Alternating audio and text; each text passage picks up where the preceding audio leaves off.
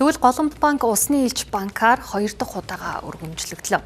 Голомт банк нь усны нөөцийг судалж тогтоох, зүй зохистой ашиглах, хамгаалах, нөхөн сэргээх ажилд бодиттой хувь нэмэр оруулсан юм.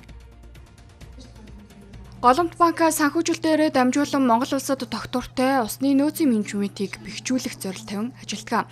За үүний хүрээнд өнгөрсөн 2 жилийн хугацаанд унтны усыг нэмэгдүүлэх, саарл усыг цэвэрлэх байгууламж барих чиглэлд нийт 21.9 тэрбум төгрөгийн санхүүжилт олгожээ.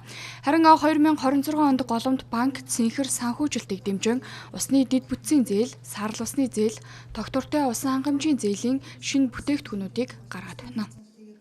Голомт банкны хувьд бол бизнесийн зорилтуудын хажуугаар тогтвортой хөгжлийн нэгдсэн үндэсний байгууллагаас дэвшүүлсэн тогтвортой хөгжлийн зорилтуудыг хэрэгжүүлэх явдлыг өөрийнхөө стратегийн бас томоохон зорилт болгоо явж байгаа. За тогтвортой хөгжлийн бодлого дотор бол мэдээж ногоон зээл, байгаль орчныг хамгаалах, за тэгээ яг өөрийн чинь сая хэлсэн усны асуудал тийм ээ. Ялангуяа Усны Илж банк усны хувьд бол цэвэр усны нөөцийг нэмэгдүүлэх, хамгаалах, за усны зөв зүйтэй ашиглалтыг бий болгох, за хамгийн сүүлийн үед бол саарл усыг дахин хэрэглэх зэрэг ийм бид нар цэнхэр зээл гэж ярьдаг. Тийм зээлийн болоод тогтвортой хөгжлийн бодлогуудыг бол идэвхтэй хэрэгжүүлж байгаа.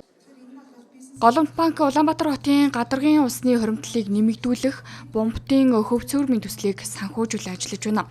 Монгол орны нийт усны хэрэглээний 2%-ийг гадаргын ус, 98%-ийг гүний ус бүрдүүлдэг. За гэвч уур амьсгалын өөрчлөлт болон Монгол орны мөнх цас тайрхан гадаргын ус ширгэн улмаар экосистемийн тэнцвэр алдагдах болсон. За иймд бомбтын хөв цөмөрийн төсөл нь усны нөөцийг хамгаалах, усны зохистой хэрэглээг дэмжихэд чухал ач холбогдолтой юм.